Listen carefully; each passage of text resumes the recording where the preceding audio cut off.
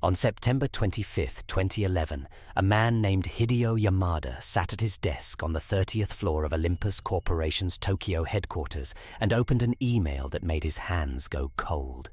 The email was from Michael Woodford. The British CEO Olympus had just hired and just fired 8 days earlier. Woodford wasn't going quietly. He had already sent a letter to the board. He had already contacted the financial services agency, and now he was going to the press. Yamada closed the laptop. He already knew what Woodford had found. He had helped bury it himself. Olympus Corporation was not a bank. It was something almost more trusted. Founded in 1919 in a quiet district of Tokyo, Olympus built cameras and medical endoscopes. Surgeons in 40 countries used their equipment. Journalists carried their lenses. The name meant precision. It meant reliability. By 2011, the company was worth roughly $7.4 billion on the Tokyo Stock Exchange. It had survived the Second World War, the oil shocks, the Japanese asset bubble. Whatever the world threw at it, Olympus endured. That reputation was the company's greatest asset, and it was also the cover. The story really begins in the 1980s, when Olympus, like dozens of Japanese corporations, dove headfirst into a practice called Zytech, financial engineering. Companies weren't just making products.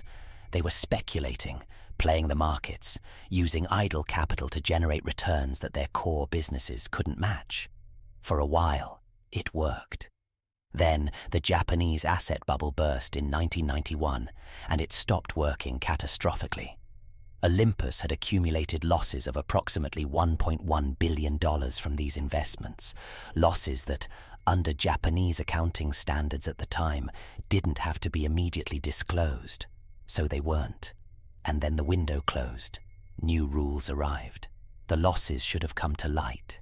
Instead, executives at Olympus, men whose names would not surface for another 2 decades, made a decision that would define everything that followed. They decided to make the losses disappear. The method they chose was almost elegant in its cynicism. Between 2006 and 2008, Olympus completed a series of acquisitions. They paid $687 million for a British medical equipment company called Gyrus Group. They paid inflated sums for 3 small Japanese companies, a recycling firm, a microwave cookware maker, a facial cream brand, none of which had any obvious strategic value. The fees and write-downs from these deals were staggering. $687 million in advisory fees alone on the Gyrus deal, an amount that accounted for roughly 1/3 of the purchase price and was 30 times the industry standard. That money didn't go to a real financial advisor. It flowed through shell companies in the Cayman Islands. And from there, it was used to quietly absorb the rotting losses that had been sitting in Olympus's books since before some of their junior employees were born. The architects of this scheme were not rogue outsiders. They were the institution itself. Tsuyoshi Kikukawa, the chairman, Hideo Yamada, the executive vice president, Hisashi Mori, the executive director. These men had spent their entire adult lives inside Olympus. They believed the company could not survive the revelation. They believed they were protecting it. That particular lie, the lie that theft is really preservation, is the oldest lie in corporate crime. Then Olympus hired Michael Woodford. Woodford was not Japanese. He did not understand that certain things were not discussed. He was a British executive who had worked his way up through Olympus's European subsidiary and, in April 2011, became the first non-Japanese CEO in the company's history. He lasted 6 months. But in those 6 months, he did something the board had never anticipated. He read the financial filings. He read a report published by a small Japanese investigative magazine called Factor, which had quietly raised questions about the acquisitions. He commissioned his own inquiry. And then, on October 11th, 2011, he walked into a board meeting in Tokyo and demanded answers. The board dismissed him that same morning, unanimously. He was told his management style was unsuitable. He flew back to London that night, checked into a hotel, and started making calls. Woodford went to the Serious Fraud Office in London. He went to the FBI. He went to every major financial journalist he could reach. The Olympus board, meanwhile, released a statement describing him as a disruptive foreign influence. The Tokyo Stock Exchange watched. Investors watched. And then the numbers came out. On November 8th, 2011, Olympus admitted to the cover-up. The share price collapsed 75% in a single week. Approximately $6.2 billion in market value was gone.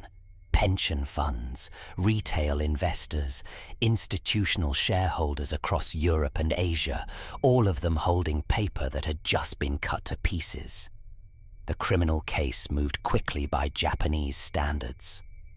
On July 3rd, 2012, Kikukawa, Yamada, Mori, and 4 others were indicted. Kikukawa, who had chaired the board for years and personally overseen the final phase of the cover-up, received a suspended sentence of 3 years. The others received similar rulings. None served a single day in prison.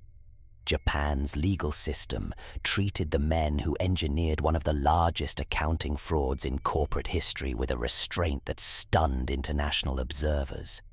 Woodford ran to be reinstated as CEO. He lost the shareholder vote. Major Japanese institutional investors, the same funds that had just lost billions, voted against him. He was not one of them. He never would be. He eventually accepted a settlement from Olympus, the amount of which was never disclosed, and returned to England. He wrote a book about it. He still gives interviews. He still sounds like a man who cannot quite believe what happened to him. The company survived. Olympus was acquired by Sony Corporation in 2022 for approximately $3.1 billion, less than half the value it held before the scandal.